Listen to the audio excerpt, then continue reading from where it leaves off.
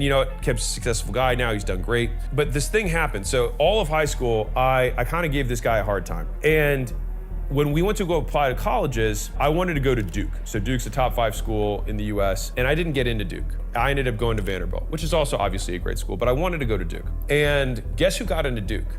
Kemp not. And so what was really interesting is that this whole time, like Kemp would go to study hall, he'd be like, teacher, you forgot to assign his homework. Like he was that guy, right? And I honestly just really disliked him, but mostly because it probably just reminded me of my own inadequacies of like, I was just unwilling to do the amount of work that he was. And I shamed him for doing the amount of work that he did. I was like, you have to work so hard just to try and come close to me, right? But in the end, he got into the better college. And so it was this really humbling lesson for me that none of the colleges cared that I worked less than him.